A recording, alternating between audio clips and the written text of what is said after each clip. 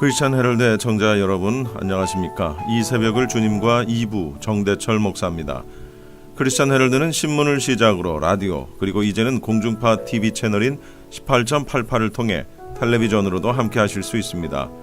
여러분께서는 라디오에 방송되는 목사님들의 모든 설교를 인터넷 웹사이트 www.chtv1888.org를 통해 다시 들으실 수 있습니다. 오늘 하루도 하나님의 귀한 말씀으로 승리하시기 바랍니다. 이 시간에는 먼저 나성열린문교회 박헌성 목사님께서 에베소서 6장 1절로 4절까지를 본문으로 행복한 가정이라는 제목의 설교 말씀해 주시겠습니다.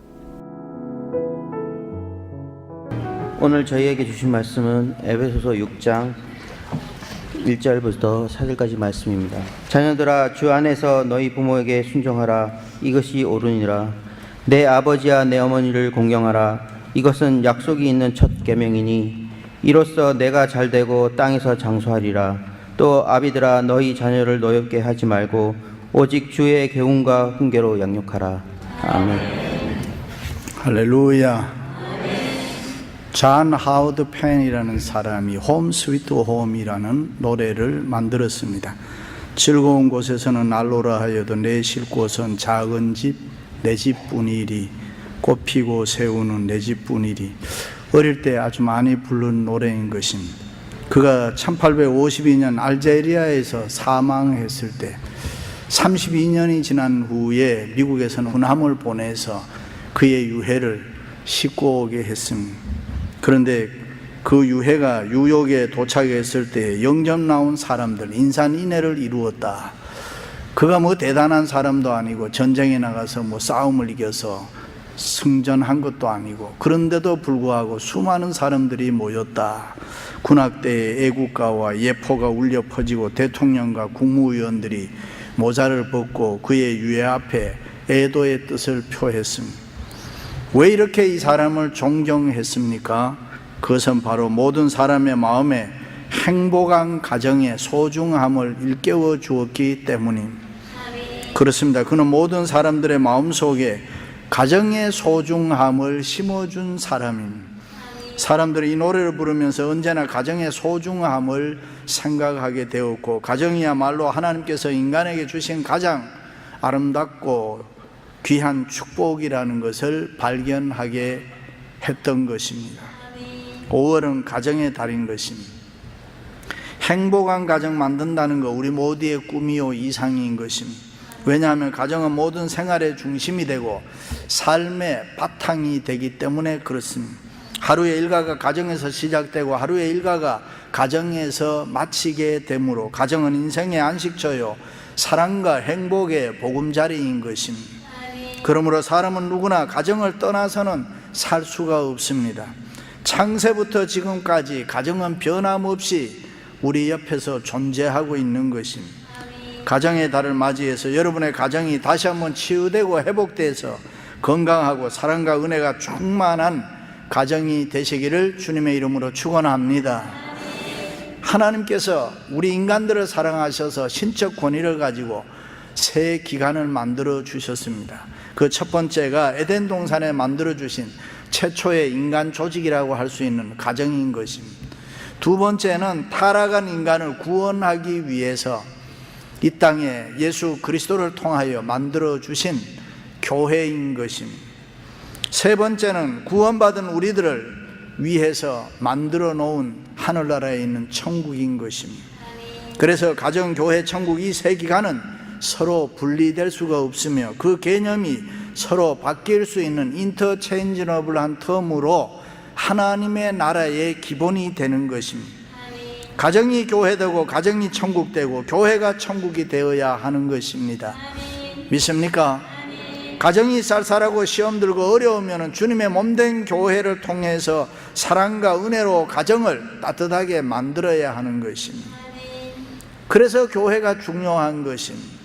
그러므로 교회 생활 열심히 하면 가정 생활에 지장되는 것이 아니라 교회 생활 열심히 하면은 그 가정이 놀라운 하나님의 은혜와 축복을 받게 되는 것입니다.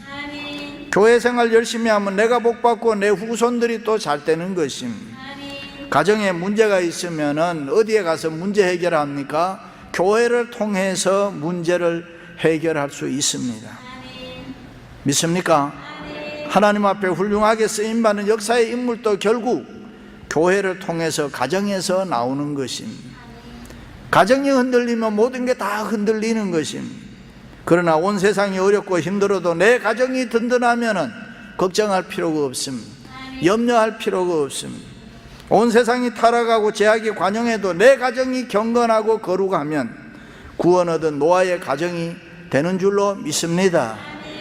그럼 구체적으로 행복한 가정은 어떤 가정입니까? 첫째로는 가족 간에 대화가 있어야 합니다. 현대를 위기의 시대라고 합니다. 정치, 경제, 문화, 교육, 사회, 자연, 환경, 지진 일어나고 홍수 터지고 난리를 세상을 위기라 여러 가지 위기에 봉착되어 있습니다. 그러나 그것보다 더 큰 위기는 뭐냐? 가정에 대화가 없다는 것입니다.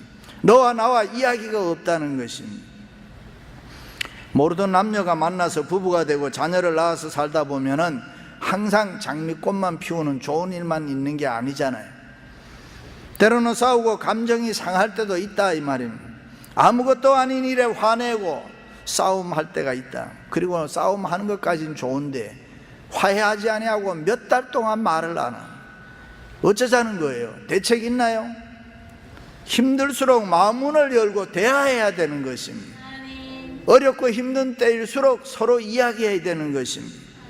서로의 뜻이 통해야 되는 것입니다. 믿습니까? 어떤 분은 그래요. 우리 집 양반은 벽창호다. 아무리 말해도 안 된다. 대화가 안 된다. 말이 안 통한다. 내가 차라리 벽 보고 이야기하는 게 좋지. 뭐 그런 말을 하는 경우도 있습니다. 그런데 여러분 하나 중요한 거 못 알아들으면은 알아듣도록 해야 되는 거예요. 절대로 포기하면 안 되는 것입니다. 알아들을 때까지 해야 되는 것입니다. 가만히 보면 여자들이 남편 위에 하장하는 여자들이 있습니까? 그래도 남편 위에서 하장하는 여자들도 있다 이 말이에요. 진짜 사랑하는 사람은 끌려가는 사람, 힘들고 어려운 사람에게 붙어서 내버리는 게 아니고 어떻게 하더라도 내가 대화를 해야지. 어떤 사람들 그런 이야기해요. 저 남자는 저 여자한테 질질 끌려간다. 일생 동안 끌려간다. 그런데 왜 끌려가지요? 그것이 사랑인 것입니다. 남자든 여자든 더 사랑하는 사람이 끌려가는 것입니다. 끌고 가는 사람이 좋은 사람이 아닙니다. 끌려가는 사람이 좋은 사람. 그리고 두 사람 사이에 늘 좋은 기억을 되살리는 사람이 되어야 되는 것입니다. 우리는 살다 보면 힘들고 어려운 일 있잖아요. 그래서 옛날 얘기하는 여자들이 정말이지 정 떨어지잖아요. 항상 현재를 보면서 미래를 보면서 우리는 서로 대화를 해야 되는 것입니다. 대화를 하기 위해서는 좋은 생각을 많이 가지고 있어야 나에게 좋은 이야기가 나오는 것입니다. 부모와 자녀 간에도 뜻이 통해야 되는 것입니다. 이민 와서 살고 있는 우리들에게는 언어와 문화의 차이 때문에 자녀와 대화가 참 어려울 때가 있어요. 그래도 우리는 노력해야 되잖아요. 언어만이 대화가 아니잖아요. 바디랭귀지로 사랑의 터치로 대화해야 되는 것입니다. 내가 너를 사랑한다는 거 그렇게 뭐 말이 필요 없잖아요. 어떻게 하더라도 대화해야 되는 것입니다. 안타까운 것은 요즘에 집들을 보면은 함께 있는 리빙룸은 작아지고 혼자 잠자는 방은 자꾸 커진다는 거예요. 그 방 안에 화장실 있지요. 필요한 거 다 있습니다. 그러니까 밖에 나올 필요가 없어요. 모여서 대화하는 것이 아니라 각자 자기 방에 들어가서 컴퓨터를 보든지 텔레비전을 보든지 자기 혼자 노는데 익숙해 있는 것입니다. 그러다 보니 부모와의 대화가 없어요. 아이들이 자기 방에 들어가면 끝나버리는 거예요. 그런데 여러분 침묵은 가정을 냉랭하게 만드는 것입니다. 힘들고 어려워도 먼저 손 내밀고 대화하는 사람, 그 사람이 지혜로운 사람이고 그 사람이 사랑이 있는 사람이에요. 가족끼리 막힌 담이 있으면 안 되는 것입니다. 남편과 아내, 부모와 자녀는 서로를 위한 가장 좋은 카운셀러인 것입니다. 서로 대화를 나눌 때 사랑의 힘을 얻고 용기를 얻고 문제에 대한 새로운 방향을 찾을 수가 있는 거예요. 먼 데가 찾을 필요 없어요. 서로가 이야기하다 보면은 아하 이것이구나 찾게 된다 그런 말입니다. 버지니아 사파이어 박사는 현대인의 가정은 마치 빙산과 같다. 겉보기에는 조그마해 보이는데 안에 들어가 보면 엄청난 얼음 덩어리가 있는 것처럼 오늘날 많은 가정이 겉보기에는 아무것도 안 아름다운 가정 같지만은 어느 가정이든 그 밑에는 많은 문제를 안고 있다. 그렇다면 여러분, 그것이 뭐가 문제입니까? 뭐 때문에 그렇습니까? 가족끼리 서로 대화가 없다는 것입니다. 아버지는 아버지대로, 어머니는 어머니대로, 자식은 자식대로 극단의 이기주의, 상업주의, 개인주의, 자기중심으로 살아가고 있습니다. 그렇습니다. 행복한 가정은 서로 대화가 통하는 가정을 만들어야 될 줄로 믿습니다. 대화가 있는 가정에 하나님의 기적과 축복이 있습니다. 대화가 있는 가정에는 못할 게 없습니다. 뭐든지 할 수가 있습니다. 할렐루야. 1967년도 충청남도 구부 광산, 혹시 1960년대 한국 사셨던 분들은 기억하죠? 굴이 무너져서, 광산이 무너져서 매몰사고 났어요. 그때 양찬성이라는 광부가 갱 속에서 16일 만에 구원을 받았는데, 구출이 됐는데, 그 당시로 보면 세계적인 신기록이었다. 칠흑같이 캄캄한 지하의 갱 속에서 양식도 없이 먹지도 못하면서 어떻게 살았을까? 그것은 갱과 지상 사이를 연결해주는 전화가 있었다. 그는 그 전화를 통해서 아내 목소리 듣고, 그 전화를 통해서 자녀 목소리 듣고, 그렇게 하면서 힘을 얻으면서 그 죽음의 상황에서 생명을 지탱해 줬다. 그렇습니다. 우리의 생활이 아무리 어려워도, 아무리 힘들어도, 아무리 좌절과 절망적인 상황이 찾아온다고 하더라도 가족 간에 대화할 수 있다면, 이야기할 수 있다면 그 어떤 역경도 고난도 우리가 이겨낼 줄로 믿습니다. 사랑하는 성도 여러분, 여러분의 가정에 대화가 풍성해서 행복한 가정 되시기를 주님의 이름으로 축원합니다. 두 번째는 서로 존중하고 이해가 있어야 하는 것입니다. 자기 아내 사랑하기를 자기같이 하고 아내도 그 남편을 경외하라. 자녀들아, 너희 부모를 주 안에서 순종하라. 아비들아, 너희 자녀를 노엽게 하지 말라. 오직 주의 교양과 훈계로 양육하라. 무슨 말입니까? 남편과 아내, 부모와 자식 간에는 서로 이해하고 존중하고 사랑해야 합니다. 서로 존중하고 이해하고 사랑한다는 거 무슨 말입니까? 한마디로 얘기하면은 내 편에서 내 생각대로 말하고 행동하지 말고 상대편을 생각해서 이야기하라. 상대편에 가서 상대방 편에서 생각하고 이해하고 말하라. 부부 사이에도 부모 자식 간에도 항상 서로의 입장을 바꾸어서 생각하고 이해하는 마음이 필요하다. 이 사람은 왜 이렇게 할까? 그렇게 하지 말고 그 사람 편에 가서 생각해 봐라. 서로의 인격을 존중하며 살라는 말이죠. 서로를 이해하고 용납하라는 거고, 실수가 있다고 하더라도 그것을 용서로 받아들이고 사랑할 수 있어야 된다. 믿습니까? 우리 인간을 가리켜서 흔히들 이성적 존재라 그렇게 이야기합니다.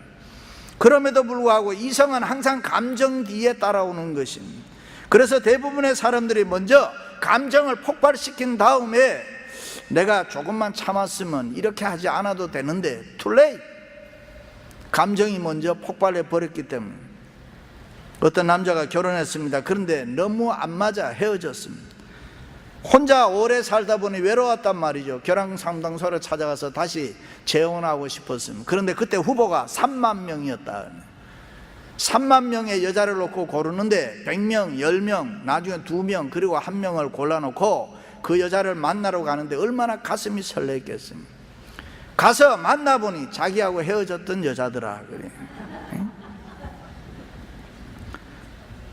그렇습니다. 가족끼리는 서로 상대방을 살펴봐야 됩니다.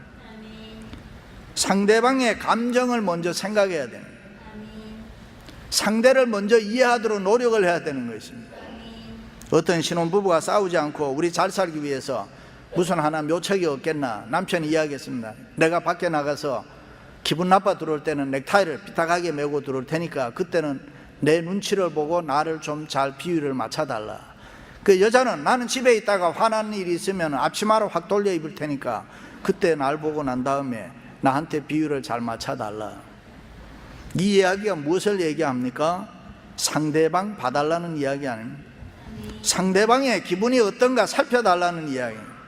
두 사람 다 기분 나쁠 때는 어떻게 하나 그러면? 멀리 봐야 되는 거예요. 멀리. 낚시하는 사람들 얘기를 들으면 낚시 고기 잡는 거 그것만 이렇게 보면은 멀미 난다 그래요. 그래서 한 번씩 멀리를 봐야 돼요. 멀리를. 인생이 쉽지 않다 이 말이에요. 그렇습니다. 서로 존중하고 이해하고 사랑하며 살아야 될 줄로 믿습니다. 서로 친하다고 함부로 말해서 상대방에게 상처 주면 안 되는 것입니다. 친할수록 예의를 지키고 품위를 지켜야 되는, 서로의 인격을 존중해 줘야 된다. 요즘 여자들 보면은 나이를 먹으면 중년이 되면 남성 호르몬이 많이 나와서 남성다워져요. 그래 싸울 때 보면 남편을 갖다가 개새끼 소새끼 다 하고, 여러분 그렇게 하면 안 되는 것입니다. 부모라고 하더라도 자녀에게 함부로 얘기하면 안 되는 것입니다. 사랑은 오래 참고 사랑은 온유하고 투기하는 자가 되지 아니하며 사랑은 자랑하지 아니하며 교만하지 아니하며 쭉 내려가서 물에 행치 아니하며, 남편은 남편으로 아내는 아내로서 부모는 부모로서 자녀는 자녀로서의 위치를 지키며 서로를 이해하고 존중해 줘야 된다. 자녀를 노엽게 하지 말라. 뭔 말입니까? 자녀로 하여금 성질나게 하지 마라. 다시 말해 자녀의 마음에 상처 입히지 말라는 거예요. 우리가 뭐 상처 입히겠나 그랬지만 아이들이 말 한마디 잘못해봐요. 지리지리 울고 어쩌고 저쩌고. 아내는 남편을 함부로 대하고 인격과 자존심을 건드리면 안 된다 이 말. 살다 보면 다 그렇고, 그래도 때로는 별 볼 일 없이 무능해 보여도 남편은 남편으로 아내는 아내로 위치를 지키면서 서로 존중하도록 애쓰는 것이 행복한 가정 만드는 길인 것입니다. 학자들의 말을 빌리면 아내의 잔소리가 심하면 심할수록 남자는 무능해진다. 엄마의 잔소리가 많으면 많을수록 자녀들은 무기력하게 된다. 무능한 남편 보고 무기력한 자녀 보면서 아내는 어떻게 되느냐? 살맛을 잊어버리게 된다. 그래서 불행해진다. 사랑하는 성도 여러분, 남편은 아내를, 아내는 남편을, 부모는 자식을, 자식은 부모를 서로 존중하면서 최고로 알고 서로 이해할 수 있기를 주님의 이름으로 축원합니다. 마지막으로는 신앙으로 하나 되어 뭉쳐야 하는 것입니다. 가정은 기초가 튼튼해야 되는 것입니다. 겉보기에 보기 좋다고 해서 되는 게 아니라 기초가 튼튼해야 되는 거예요. 가정의 기초가 뭡니까? 예수 그리스도, 예수 그리스도를 믿는 신앙인 것입니다. 신앙 위에 가정을 세워야 되는 것입니다. 그러므로 가정의 모든 멤버들은 믿음이 있어야 되는 것입니다. 모든 식구들이 믿음으로 똘똘 뭉쳐야 되는 것입니다. 우리 가정 예수 잘 믿자. 우리 가정은 하나님 한번 잘 섬기자. 모두가 성령이 충만해서 신앙으로 하나 되어 뭉쳐야 행복할 줄로 믿습니다. 그런 가정은 어떤 시련과 고통이 닥쳐오고 어려움이 닥쳐와도 넉넉하게 이겨나갈 수 있습니다. 유치원에 다니는 어린 딸이 세상적으로 잘 나가고 성공하는 아버지와 함께 밥을 먹는데, 이 어린 딸이 유치원에서 배운 대로 기도를 하고 눈을 딱 떠보니까 아버지는 벌써 기도도 안 하고 밥을 먹는단 말이에요. 그 아버지를 물끄러미 바라보더니만 아빠는 큰일이야. 이 아빠가 심각해져. 왜? 아빠가 무슨 잘못한 일이 있니? 아빠는 자기만 잘났다고 하지만 아빠는 교회도 안 다니고 아빠 마음속에 예수님이 계셔야지. 그 소리를 듣고 아빠가 깜짝 놀란 거예요. 아빠는 큰일이야. 아빠 마음속에 예수님이 계셔야지. 여러분의 마음속에 예수님 계시면 아멘. 그 소리 듣고 충격받고 회개하고 교회 잘 다니고 행복하게 살았다는 이야기 있습니다. 그렇습니다. 가족 한 사람 한 사람이 마음속에 예수님이 계셔야지. 하나님 잘 섬기는 믿음 있는 남편이 좋은 남편입니다. 하나님 잘 섬기는 믿음 있는 아내가 좋은 아내인 것입니다. 하나님 잘 믿는 자녀가 훌륭한 자녀인 것입니다. 부모와 자식들이 신앙으로 하나 되어 뭉쳐야 하는 것입니다. 모든 부모는 신앙을 가지고 자녀들을 열심히 가르쳐야 되는 것입니다. 하나님 앞에 쓰임받는 일꾼이 되어야 된다. 역사의 훌륭한 인물이 되어야 한다. 그러기 위해서 신앙의 교육을, 신앙의 훈련을 철저히 지켜야 되는 것입니다. 우리가 믿는 하나님이 누구신가? 바로 가르쳐줘야 되는 것입니다. 공부는 좀 못해도 괜찮습니다. 얼굴이 좀 못생겨도 괜찮습니다. 이런 데는 아멘도 안 하는 거예요. 말을 좀 안 듣고 말썽을 좀 피워도 괜찮습니다.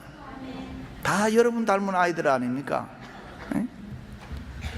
그러려니 하세요. 그냥 미워하지 말고 속상해하지 말고 걱정하지 마세요. 어느 날 하나님이 붙들어 주시고 은혜 주시면은 그도 얼마든지 변화될 수 있는 거예요. 역전의 인생을 만들 줄로 믿습니다. 하나님의 은혜와 축복을 소망 가운데 늘 바라보면서 살아야 되는 거예요. 그리고 꼭 기억해야 될 것이 있으면은 자녀들에게 하나님 한 분만은 확실하게 가르쳐야 되는 것입니다. 교회 잘 다니게 하세요. 신앙의 교육과 훈련만큼은 어떤 일이 있어도 양보하면 안 되는 거예요. 내가 공부 좀 못하고 내가 좀 못하는 게 있다고 하더라도 내 다 이해할 수 있는데 신앙생활만큼은 틀림없이 해야 된다. 신앙의 교육과 훈련을 철저하게 시키면 하나님께서 쓰임많은 역사의 인물로 만들 줄로 믿습니다. 하나님이 그의 인생을 책임져 주시고 선하게 인도해 주시는 것입니다. 믿으시기를 바랍니다. 세계에서 가장 훌륭한 민족이다 그러면 유대인인 것입니다. 그들이 그렇게 잘생긴 민족도 아니잖아요. 우리가 옆에서 보면은 키도 작고 여자들은 뚱뚱하고 이래. 환경이 좋지도 않아요. 세계에 흩어져 다니는 디아스포라로 살았으니까 여건이 불리한 게 많았습니다. 좋은 것보다 안 좋은 것이 많은 것이 유대인들의 삶입니다. 그럼에도 불구하고 세계에 가장 뛰어난 민족입니다. 어떻게 해서 그렇게 됐을까? 그것은 자녀 교육인 것입니다. 지금도 세계에서 가장 좋은 자녀 교육의 모델과 샘플을 찾는다 그러면 유대인인 것입니다. 그들은 어릴 때부터 하나님에 대해서 가르쳤습니다. 영어 산수 가르친 게 아니고 하나님에 대해 가르쳤네요. 신앙에 대해서 가르쳤다. 그들은 고생을 많이 했습니다. 환난과 핍박을 많이 받았습니다. 그러나 그들은 낙심하지 아니하고 좌절하지 아니하고 신앙으로 믿음으로 자기의 자녀들을 훌륭하게 키워냈습니다. 그리고 지금도 세계를 지배하는 힘있는 민족으로 만들었던 것입니다. 역사가 아놀드 토인비는 유대인의 민족의 역사는 세계사에서 기적 중의 기적이다. 그렇다면 무엇이 도대체 그들을 그렇게 만들었습니까? 신앙의 교육과 훈련인 것입니다. 어떤 역사가는 말했습니다. 유대인의 핏줄 속에는 그 어떤 민족도 모방할 수 없는 하나의 무서운 정열이 있는데 그것이 신앙과 교육이다. 창조주가 되시고 섭리자가 되시는 하나님을 믿는 절대 신앙에는 양보 없습니다. 그 믿음이 그들로 하여금 하나님의 축복을 누리게 한 줄로 믿습니다. 그들은 언제나 자녀들에게 그 하나님을 가르쳤습니다. 생활 속에 일어나는 모든 사건을 신앙의 교육과 훈련으로 삼았다. 어려운 일이 있으면, 힘든 일이 있으면, 좋은 일이 있으면 있는 그대로 모든 사건을 하나님이 하시는 일로 교육하고 훈련했다. 그래서 그들은 알았습니다. 어떻게 살아야 이 세상에서 내가 잘 사는 것이고 내가 어떻게 사는 것이 성공하는 것인가를 그들은 분명히 알았다. 그래서 그들은 하나님 신앙을 가르쳐 주었습니다. 우리는 어떻게 해요? 좋은 거는 가르쳐도 안 좋은 거는 숨겨버리는 거예요. 하나님 잘 믿는 가정, 신앙으로 하나 되어 뭉쳐진 가정은 범사에 하나님의 은혜가 충만할 줄로 믿습니다. 하나님의 도우심으로 범사가 잘 되고 형통할 줄로 믿습니다. 그렇습니다. 가정은 신앙으로 하나 되어 뭉쳐야 하는 것입니다. 돈이 많고 적고 아니면은 잘나고 못나고 많이 배우고 덜 배운 것이 중요한 것이 아니라 가족 한 사람 한 사람이 본 어게인한 신앙으로 하나 되어 뭉치는 것이 중요한 것입니다. 거기에 행복이 있고 거기에 하나님의 은혜와 축복이 있는 줄로 믿습니다. 할렐루야. 그렇습니다. 가족 한 사람 한 사람이 예수님만으로 만족하고 믿음으로 하나 되어 뭉쳐 성장하게 될 때에 그 가정은 행복한 가정인 것입니다. 예수 그리스도를 모시고 영적으로 정신적으로 교양적으로 우리의 가정이 발전하고 성장할 때에 그 가정은 더욱 행복하고 하나님 앞에 축복받는 가정이 될 줄로 믿습니다. 할렐루야. 영국의 제임스 왕이 어느 날 시골 민정 시찰을 하는데 어디서 노래 소리가 들려오는데 그 노래 가사가 이런 거예요. 세상 사람 날 부러워 아니하여도 나 역시 세상 사람 부럽지 않네. 영국 황제 날 부러워하지 않아도 나도 역시 제임스 왕 부럽지 않네. 이 사람이 깜짝 놀란 거예요. 내가 왕인데 나를 부럽지 않는 사람이 누군가. 그래서 그 노래 소리를 찾아가 보니까 어떤 노부부가 수건을 뒤집어 쓰고 싱글벙글 웃으면서 방아를 찍고 있었다. 그래서 왕이 이상해서 무엇이 그대들이 그렇게 행복한가, 무엇이 그렇게 좋은가 물었습니다. 우리는 예수님 하나님을 섬기는 사람입니다. 그때부터 제임스 왕은 돈을 투자하고 인력을 동원해서 성경을 번역했습니다. 그리고 백성들에게 읽게 했습니다. 그것이 유명한 킹 제임스 버전이라는 성경인 것입니다. 이때부터 영국은 해적의 나라, 도적놈의 나라가 아니라 신사의 나라, 축복받는 나라가 됐다. 하나님 계시면은, 하나님으로 뭉쳐진 가정은 행복한 가정인 줄로 믿습니다. 사랑하는 성도 여러분, 지금 여러분의 가정은 어떻습니까? 신앙으로 하나 되어 뭉쳐지시기를 바랍니다. 예수 그리스도 그분이 여러분의 가정을 다스려 주시기를 바랍니다. 할렐루야. 서로 대화를 통하고 서로 존중하고 이해하고 신앙으로 하나 되어 뭉쳐서 사랑과 행복과 은혜가 풍성한 가정을 만들 수 있기를 주님의 이름으로 축원합니다.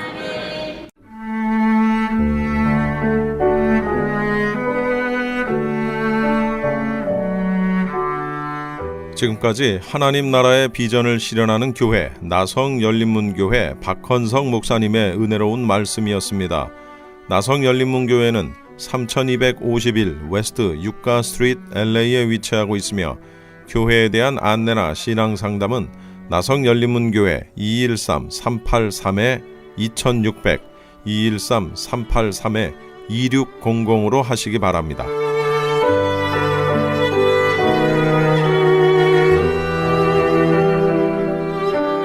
이어서 안디옥 장로교회 지윤성 목사님께서 야고보서 5장 7절로 11절까지를 본문으로 성도여 길이 참으라 라는 제목의 설교 말씀해 주시겠습니다. 다시 말하면 신앙의 경주에서 우리는 참고 견디고 인내하는 거 그저 무조건 참는다가 아니에요. 이기기 위해서 노력하고 힘쓰고 더욱 노력하라는 거예요. 왜 그렇게 우리가 힘쓰고 참고 노력을 해야 됩니까? 8절에 보면 베드로서 1장 8절에 이런 것이 너희에게 있어. 이렇게 해야만이 흡족한 후에 너희가 결국은 얻을 수가 있다는 거예요. 얻을 수가 있다는, 흡족하게 된다는 거예요. 너희로 우리 주 예수 그리스도를 알게 게으르지 않고 열매 없는 자가 되지 않게 하렵니다. 그렇게 할 때에 열매를 맺게 된다는 거예요. 이렇게 더욱 힘쓰지 아니하면, 더욱 인내하지 아니하고 그냥 성질대로 기분 나쁘다고 해버리면 열매가 없다는 거예요. 열매 없는 자가 돼버린다는 거예요. 왜 우리가 참아야 됩니까? 열매 맺기 위해서 참는 거예요. 농부처럼 참아야 돼요. 기다리셔야 돼요. 낙심하지 말고 기다려야 돼요. 성경에 보세요. 노아라고 하는 분이, 여러분들 방주를 지었다고 하는 건 너무나 잘 알잖아요. 노아 하면은 노아의 방주가 연상됩니다. 그러나 그냥 노아가 방주가 연상되는 게 아니었어요. 노아는 우리가 잘 아는 대로 방주를 120년 동안 지었어요. 우리가 보통 오래 살아도 최고의 장수가 100세인데 오늘날 삶에 100세가 넘는 기간 동안 노아는 참고 견뎠어요. 비는 오지 않으니까 사람들이 조롱하고 멸시해도 그는 기다렸어요. 참았어요. 인내했어요. 그리고 더 힘써서 배를 만들었던 사람이 노아입니다. 그러니까 방주를 만든 거예요. 그러니까 이런 열매가 있는 거예요. 그냥 이루어지는 신앙의 삶은 없어요, 여러분. 오늘날 문제가 뭡니까? 안 참는 거예요. 왜 복을 못 받습니까? 왜 믿음이 안 자랍니까? 못 기다리는 거예요. 안 기다리는 거예요. 다윗이 그냥 다윗왕이 되었습니까? 여러분, 다윗이 소년 때에 10대 때에 사무엘을 통해서 왕으로 기름 부음을 받았지만 그가 남쪽 북쪽 통일 왕국의 왕이 되기까지는 10수년 동안 말할 수 없는 고난을 당했어요. 참고 견디고 인내했기 때문에 그 열매를 그가 바라본 거예요. 우리의 신앙의 열매 다 똑같습니다. 여러분, 오늘 이 시대에 하나님은 왜 이 시대에 복을 안 내리십니까? 이 시대에 왜 하나님 내 가정에 복을 안 주십니까? 여러분, 참았습니까? 견뎠습니까? 믿음으로 이기기 위해서 더 노력했습니까? 하나님이 그걸 묻고 계시면 뭐라고 말합니까? 야고보 사도는 말합니다. 참으라, 견디라, 농부처럼 참으라, 열매를 바라보면서 참으라. 반드시 열매가 오게 돼 있어요. 반드시 열매가. 갈라디아서 6장 9절에 분명히 말합니다. 우리가 선을 행하되 낙심하지 말지니 우리가 피곤치 아니하면 때가 이름에 거두리라. 반드시 봄에 씨앗을 뿌려놓고 기다리면 열매가 있습니다. 그때까지, 열매가 올 때까지 참으라는 거예요. 신앙생활을 통해서. 왜 인내해야 됩니까? 열매를 바라보기 위해서. 두 번째로 우리는 성경에서 왜 인내하라고 말씀합니까? 또 성경에서는 한 사람의 예를 듭니다. 인내해서 상급받은 사람의 이야기를 하면서 너희도 그 사람처럼 인내하면 복을 받고 상을 받지만 인내 안 하면 못 받는다는 거예요. 11절에 보면은 이렇게 말씀합니다. 보라, 인내하는 자를 우리가 복되다 하나니 너희가 욥의 인내를 들었고 주께서 주신 결말을 보았거니와 주는 가장 자비하시고 긍휼히 여기시는 자시니라 그랬어요. 욥이라고 하는 분 우리가 잘 알잖아요. 원인을 알 수 없는 애매한 고난, 많은 재산을 잃었습니다. 가족이 다 떠나갔습니다. 몸에 병이 들었습니다. 사람들도 주위에 하나둘 떠나기 시작했어요. 애매하게 받는 고난, 고난의 시간, 고통의 시간이었어요. 그렇다고 해서 욥이 원망하거나 불평하지 않았어요. 인내했습니다. 참았습니다. 견뎠습니다.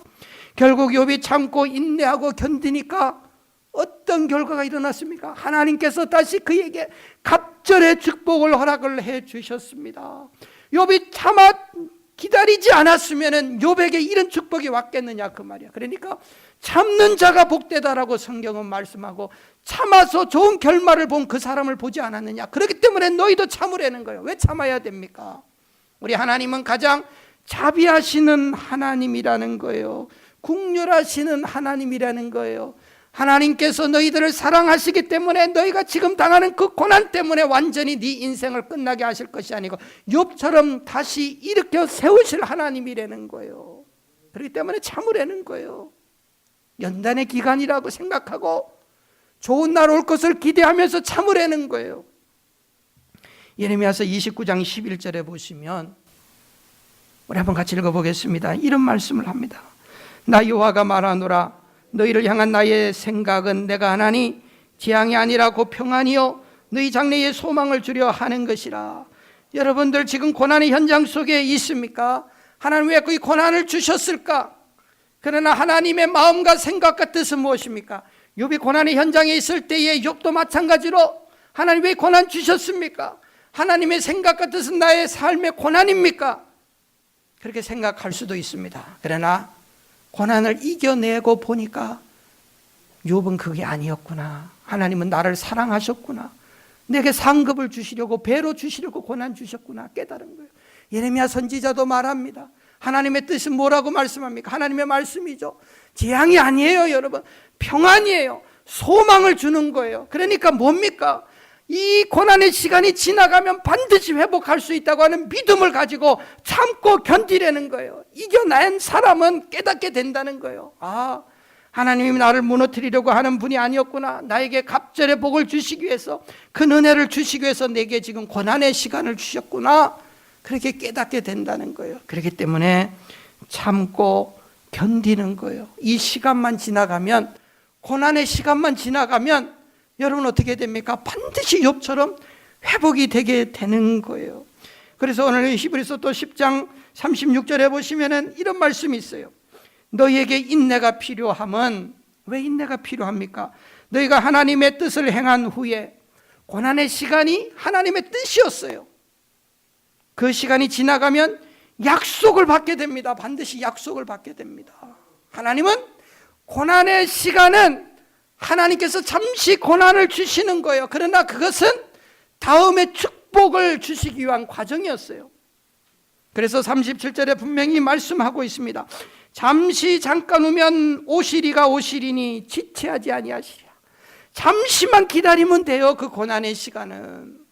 여러분, 그러면 우리 주님이 오십니다. 물론 우리 주님의 재림을 말씀하고 있지만은 하나님이 역사하시는 거예요. 잠시 잠깐 오면. 고난을 당할 때는 너무나 고난의 시간이 길다고 생각하지만은 여러분 조금만 더 참는 거예요. 우리가 시간상으로 보면 잠시 잠깐의 시간이에요. 이길 수 있는 시간이에요. 잠시 잠깐 오면은 주님이 오십니다. 내게 주님이 도와주십니다. 반드시 그런 시간이 오니까 그때까지만 참으려는 거예요. 참으려는 거예요. 고난은 하나님의 거절의 시간이 아니에요. 하나님의 뜻을 이루는 시간이에요. 그러니까 참는 거예요. 그러나 혹시라도 우리가 이 땅에서, 우리가 살고 있는 미국은 절대로 그런 나라가, 그런 시대가 아닙니다만, 저 북한 공산당 지하에 있는 지하교회 성도들이나 그들의 고난은 수십 년 동안 고난이 지속이 되고, 어쩌면은 또 많은 사람들은 이 땅에서 좋은 날 보지 못하고 또 그냥 지하 감옥에서 또 포로 수용소와 같은 그 집단 수용소에서 예수 믿는 성도들이 많이 죽어나가지 않습니까? 그들에게는 언제 좋은 날입니까? 주님이 왜 안 오십니까? 아마 기다리실 거예요. 그러나 성경은 분명히 말합니다. 그런 사람들일지라도, 이 땅에서 상급이 없을지라도 참고 인내하면, 마태복음 5장 11절에 보시면 나를 인하여 너희를 욕하고 핍박하고 거짓으로 너희를 거스려 모든 악한 말을 할 때에는 너희에게 복이 있나니 기뻐하고 즐거워하라. 하늘에서 너희의 상이 큼이라. 너희 전에 있던 선지자들을 이같이 핍박하였느니라. 옛날에 과거의 선지자들도 그랬고 우리 예수님 시대에도 많은 성도들이 고난을 받았습니다.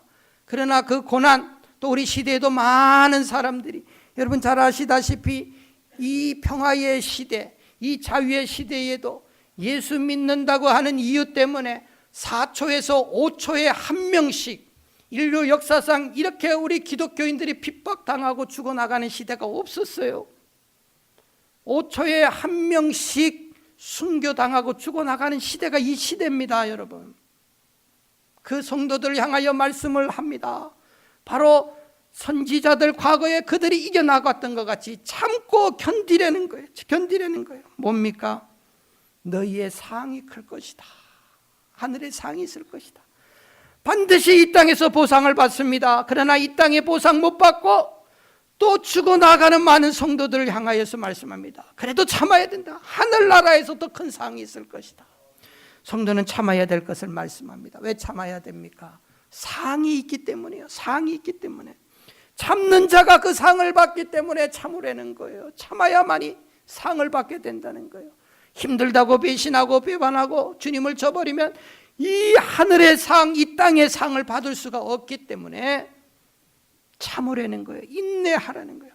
왜 인내해야 됩니까? 인내해야지 좋은 결과가 옵니다. 열매를 땁니다. 왜 인내해야 됩니까? 인내해야만이 상을 받게 돼요.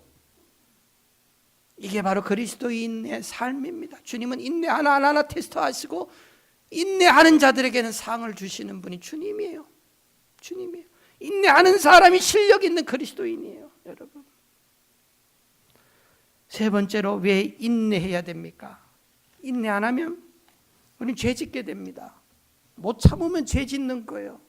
못 참으면 죄 짓고 주님으로부터 책망 듣습니다. 내가 고난 당하는 것도 억울한데 거기에 책망까지 들으면 너무나 억울한 겁니다. 여러분, 참으라고 이야기를 하면서 성경은 말합니다. 원망하지 말라는 거예요. 원망하지 말라는 거예요. 욥이 원망했느냐 그 말이에요. 9절에 보면은 형제들아 서로 원망하지 말라. 그리하여야 심판을 면하리라. 보라 심판자가 문 밖에 서 계시느니라. 여러분, 이 말이 아주 중요해요. 우리 주님께서 인내하는 자들에게 상을 주시려고 그 앞에 서 계시는 겁니다. 지체하지 않습니다. 마찬가지예요. 나를 괴롭히고 내가 그래서 핍박을 당하고 있습니까? 우리 주님께서 지금 칼을 들고 그 악한 원수들을 심판하기 위해서 기다리시는데 내가 그들하고 똑같이 죄 지으면 오히려 주님의 심판의 칼이 나에게로 향합니다. 여러분, 우리가 인간이기 때문에 참는 것도 한계가 있고 참 참기가 어렵습니다. 우리가 좀 참다가 그 다음에 못 참아서 나오는 것이 원망하는 거예요. 불평하는 거예요. 내가 기분이 나쁘고 내가 억울한 일을 당하고 했는데 상대방은 잘 되고 웃고 뭐 그런 모습을 보면은 그냥 미워져요. 괜히 사람이 미워지고 원망하게 되고 불평하게 되고 이게 바로 우리 인간입니다. 그러나 성경은 말합니다. 네가 억울한 일을 당해도 고난을 당해도 네 그 고난이 누구를 통해서 남이 너에게 고난을 줬으면 우리 주님께서 심판주가 되셔서 네 앞에서 지금 심판하고 기다리시는데 네가 왜 나서 가지고 원망해서 네가 왜 일을 그르치냐 말이에요. 그 심판을 네가 왜 지체시키느냐 그 말이에요. 가만히 내버려둬야 돼요. 원망하면 안 돼요. 우리가 원망이라고 하는 게 뭡니까? 오늘 우리가 억울한 일을 당해도 원망하지 말라고 했는데 우리들은 오늘 많은 한국 사람들 보세요. 이거 고쳐야 됩니다. 뭡니까? 억울한 일을 당하지 않아도 나와 아무 관계없는 사람을 향해서도 공연히 원망하고 공연히 미워하고, 여러분 이거 정말 잘못된 거예요. 이거 성경적이지 않아요. 우리 같은 한국인으로서 한국에 살면은 뭐 우리가 살지 않기 때문인데 우리도 그런 영향을 많이 받았어요. 한국의 대통령을 초등학교 반장만도 못하게 여깁니다. 항상 대통령 탓하고 남 탓하고, 자식들은 부모 탓하고 사회 탓하고, 직장에 취직 못한 아이들은 남편 탓하고 아내 탓하고 항상 남 탓하는 거예요. 모이면은 국회는 청문회 하자 그러고. 여러분 이거 잘못된 거예요. 이거 잘못된 거. 왜 그렇습니까? 여러분 이거 성경적으로 보셔야 됩니다. 이런 분위기와 문화를. 성경에서 여러분들 보세요. 언제 원망이 나고 불평이 언제 시작이 됐습니까? 성령 충만할 때, 하나님이 함께할 때, 하나님과 동행할 때 원망이 시작됐습니까? 아니에요. 창세기 3장에 인간이 타락하고 죄짓고 나서 제일 먼저 타락하고 죄짓고 하나님이 떠났습니다. 그들이 선악과 따먹으면 죽으리라고 했는데 그들의 영혼에 사형 선고가 내려졌어요. 죽은 영혼들이에요. 그들에게 나타낸 첫 번째 반응이, 남편은 아내 탓을 하고 아내는 뱀 탓을 하고 서로 남 탓하기 시작했어요. 하나님 탓도 했어요. 하나님이 만들어 놓으신, 하나님이 주신 내 배우자가 이렇게 했습니다. 아니에요. 이거는 하나님이 함께하지 않는다라고 하는 증거예요. 하나님이 함께하지 않는 분위기, 사회, 가정이에요. 내 가정에 모이면은 남편 탓합니까? 아내 탓합니까? 자식 탓합니까? 우리 가정에 하나님이 주인이 아니신 가정입니다. 아니에요. 성경적이에요, 그게. 그러나 하나님이 함께 하시는 가정은 절대로, 교회는, 사회는 원망 불평하지 않습니다. 성경에 보세요. 잠언서 19장 3절. 사람이 미련함으로 자기 길을 굳게 하고, 지가 잘못해서 자기가 실수해서 굳게 간 거예요. 그렇고도 그 마음으로 여호와를 원망한다 그랬어요. 자기가 잘못해놓고도 하나님 원망, 다른 사람 원망. 그래서 서로 원망하지 말라는 거예요. 참으라는 거예요. 그리고 원망하지 말라는 거예요. 억울한 일을 당해도 원망하지 말라는 성경의 말씀이거든요. 그런데 억울한 일을 안 당해도 아무 관계도 없이 그냥 원망 불평이 그냥 입에 남아 있어요. 고난을 많이 받으셨던 다윗 같은 분들 보세요. 인내하고 이스라엘의 왕으로 등극합니다. 그분이 주셨던 교훈의 말씀이 뭡니까? 시편 37편에 보시면 행악자를 인하여 불평하지 말며 불의를 행하는 자를 투기하지 말라 그랬어요. 아무리 네게 못되게 굴어도 다윗이 사울이 죽이려고 합니다. 얼마나 못되게 굴었습니까? 비참하고 야비하게 굴었던 거예요. 그러나 한 번도 사울을 죽이려고 그렇게 하지 않았어요. 불평하지 않았어요. 행악자를 인해서 불평하지 말며 그랬어요. 그러면서 7절에 뭐라고 말합니까? 쭉 그 전에 보면 그 자들은 내가 손 안 대도 다 금방 악한 자들은 없어져 버린다는 거예요. 그러니까 뭐 하라 그럽니까? 7절에 보면, 우리 7절 한번 읽어볼까요? 시작. 여호와 앞에 잠잠하고 참아 기다리라. 자기 길이 형통하며 악한 길을 이루는 자는 자를 인하여 불평할 말지어다. 하나님 앞에서 참고 기다리는 거예요. 그렇게 하면 네 길이 형통하게 될 것이고, 그렇기 때문에 악한 자들 때문에 불평하지 말라는 거예요. 8절에 분을 그치라는 거예요. 노를 버리고 불평하여 말라. 이건 악한 거예요. 행악에 치우칠 뿐이다. 대저 행악하는 자는 그렇기 때문에 악을 행해서 악한 자들은 심판주가 칼을 들고 서 있습니다. 그러니까 예수님이 심판하십니다. 그런데 나는 억울하게 피해자가 된 겁니다. 그렇다고 내가 똑같이 악을 행하고 원망하고 불평하면 심판주가 앞에서 기다리고 계시는데 그 칼이 나에게로 향합니다. 주님의 칼이. 내가 행악했기 때문에, 악을 행했기 때문에, 원망과 불평이 악이기 때문에 그 칼이 나에게 옵니다. 내가 억울하잖아요. 내가 피해자인데 상대방이 나를 괴롭혔어요. 내가 한번 소리 질렀어요. 화가 나니까 소리 질렀다고 감옥 갑니다. 억울하잖아요. 또 억울하잖아요. 그런 꼴 당할 수밖에 없다는 거예요. 그러니까 원망하지 말라는 거예요. 이게 성경의 법이라는 거예요. 이게 하나님의 법이라는 거예요. 자, 그러면 불평하고 원망하고 그럴 수밖에 없는 인간인데, 참기가 힘든데, 법은 멀고 주먹은 가깝고 화내는 건 가깝고 인내하는 건 먼데 어떻게 참을 수 있습니까? 오늘 요것만 말씀을 드리고 마치겠습니다. 사실 참을 수 있는 분위기와 환경이 그렇게 다 모든 사람들에게 주어지지는 않습니다. 그러나 우리는 이길 수 있는 성도들이라는 거예요. 어떻게 인내할 수 있습니까? 인내하며 승리하는 방법에 대해서 말씀을 드립니다. 우리가 LA 살면서 4.29 LA 폭동 경험하신 분들도 계실 줄로 압니다. 24주년이 됐어요. 우리 많은 한인들이 큰 피해를 입었습니다. 그런데 그 LA 폭동으로 인하여서 어느 분이 자신의 가게가 불탔습니다. 평생 일궈 놓았던 그 재산이 하루아침에 다 날아가 버린 거예요. 얼마나 억울합니까? 얼마나 원통합니까? 그런데 그분이 불타버린 자신의 상점 앞에다가 이런 글을 붙여 놓았다고 그래요. 내 모든 물건이 다 버렸습니다. 그러나 하나님을 향한 내 소망은 타지 않았습니다.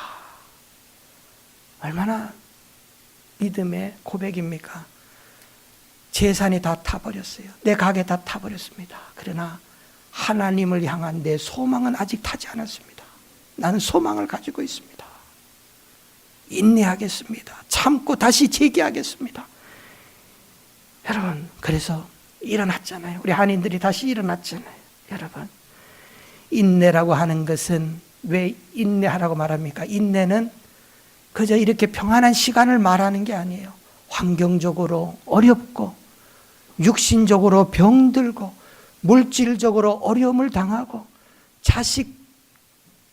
자식으로 말하면 속썩일 때고, 사업으로 말하면 가장 사업이 안 될 불경기 때이고, 이런 때의 상황을 말하면서 인내라고 하는 단어가 쓰여지는 겁니다.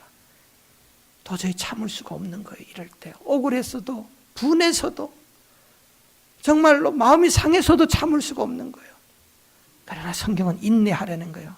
그냥 무조건 인내하라는 게 아니에요. 그 방법을 가르쳐 주고 있어요. 뭡니까?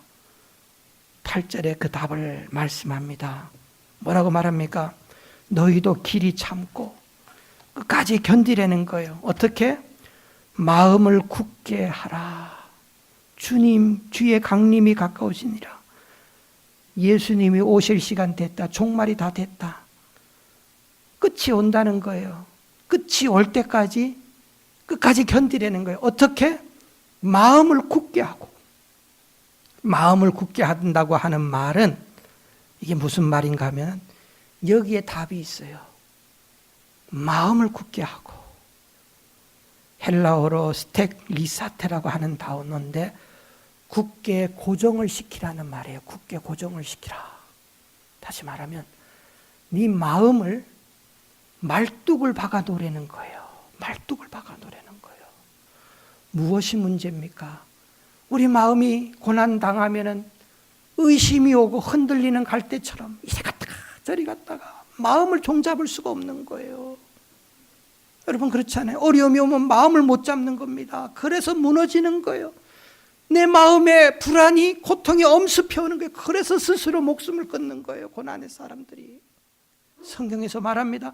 네 마음을 자꾸 이리저리 하지 말고 네 마음을 말뚝을 박아 놓으라는 거예요. 고정을 시켜 놓으라는 거예요. 네 마음을. 어디에다가 고정을 시켜 놓아야 됩니까? 우리는 우리의 마음을 우리 예수님 앞에 고정을 탁 시켜 놓아야 돼요. 우리 주님 앞에, 주님을 바라보면서. 흔들리면 안 됩니다. 내 믿음이 흔들리면 안 돼요. 어떻게 인내할 수 있습니까? 주님 바라보면서 인내하는 거예요. 주님 앞에 말뚝을 받아놓고 움직이면 안 돼요. 마음을 뺏기면 안 돼요. 아무리 힘센 소라도 코끼리라도 여러분들 땅에다가 말뚝 박아놓고 끈으로 묶어두면 그 손은 꼼짝 못하고 거기에 있어야 돼요. 우리가 아무리 고난이 와도 말뚝을 주님 앞에 딱 박아놓으면 우리는 꼼짝 않고 그 앞에 서 있는 거예요. 그래서 살아나는 거예요. 골로새서 2장 6절에 그러므로 너희가, 우리 같이 한번 읽겠습니다. 2장 6절 7절 시작. 그러므로 너희가 그리스도 예수를 주로 받았으니 그 안에서 행하되 7절 그 안에 뿌리를 박으며 세움을 입어 교훈을 받은 대로 믿음에 굳게 서서 감사함을 넘치게 하라. 예수를 믿었으니까 예수 안에 뿌리를 박으라 그랬어요. 그거 세움을 받으라 그랬어요. 그럼 믿음에 굳게 서라는 겁니다. 어떻게 이 어려운 문제를 이겨나? 정말 어려운 분들이 있어요. 막 그냥 병들고 자식의 문제, 사업의 문제, 어려운 분들이 있어요. 그러나 이겨나가고 막 기쁨 있고 어떻게 했습니까? 예수 안에서 그 믿음의 뿌리를 탁 예수님께 박아두니까 여러분들 흔들리지 않아요. 마음을 주님께서 딱 붙잡아 주시는 거예요. 내 마음이 평안한데 기쁜데 뭐 그러면 된 거 아닙니까? 그런 사람들이 이겨낼 수 있어요. 마음이 문제잖아요. 마음을 못 잡으니까 사람이 불안해하고 자살하고 하잖아요. 주님께서 딱 든든한 반석 539장 우리 찬송을 부르는데 내가 몇 번 말씀드렸어요. 나는 이런 말 설교할 때마다 꼭 생각. 우리 신학교 졸업반 때 3학년 신학대학원 3학년 때 우리 교회에서 지시던 박아름 목사님이 늘 하시던 말씀이 있어요. 끝나고 시작할 때 끝날 때 늘 539장 찬송을 부르면서 제군들이여 목회의 길이 쉬울 줄 압니까? 얼마나 어려운 줄 아느냐. 정말 어려워요. 저도 때려치우고 싶은 마음이 어떨 때는 하루에 100번도 더 생긴 적이 많았어요. 정말 그분이 말씀하신 그러나 굳건한 반석 위에 내가 서리니 그 위에 서리라. 주님께 뿌리 박으십시오. 그러면 이깁니다. 그 말이 맞는 것 같아요. 인생 살며 주님께 뿌리 박으세요. 이길 수 있습니다. 든든한 바위가 되십니다. 이기는 거예요. 그 다음에 한 가지 그 위에 믿음이 서라 그랬어요. 주님께 뿌리 박고 하나님 바라보세요. 하나님 바라보세요.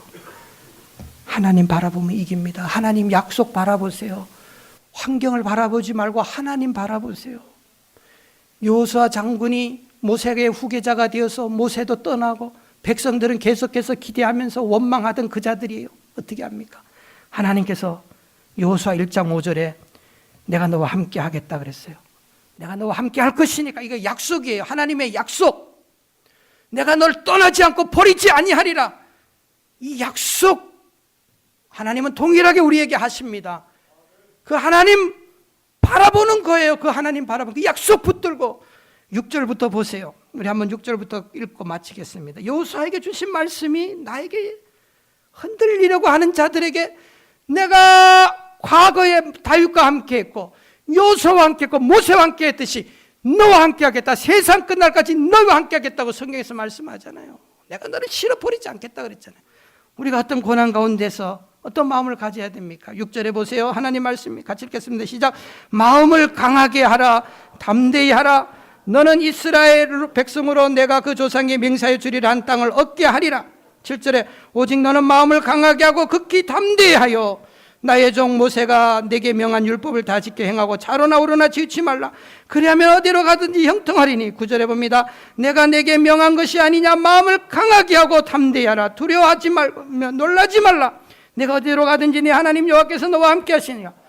하나님이 함께 하십니다. 도와주십니다. 내가 너를 도와주시겠다 했으니까 그 하나님 바라보세요. 주님께 말뚝 받고 그 하나님 바라보면 뭐가 두렵습니까? 하나님이 역사하시는데, 하나님이 살아계시는데, 하나님이 내 편이신데 뭐가 힘들고 뭐가 두렵고 어렵습니까?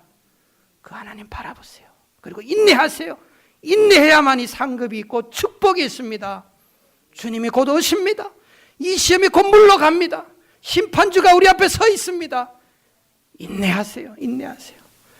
승리하시는 주의 백성 되시기를 축원드립니다.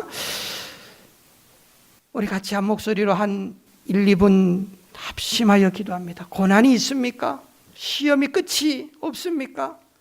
앞길이 안 보입니까? 그래도 성경은 참으라고 합니다. 누가 나를 계속해서 괴롭힙니까? 그래도 참으세요. 그래도 심판주가 보고 계십니다.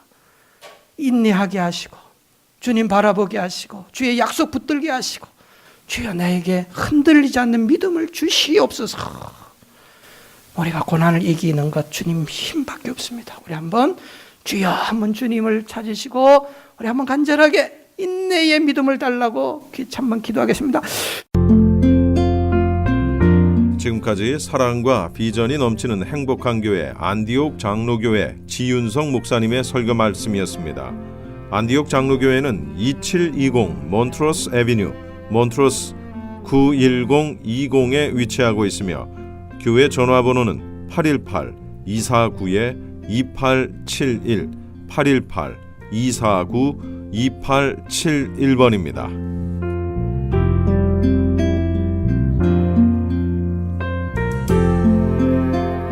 미주 한인 교계 영감을 만들어 배포했던 크리스천 헤럴드가 이번에는 미주 한인 교계 지도자 임명 사전을 만듭니다.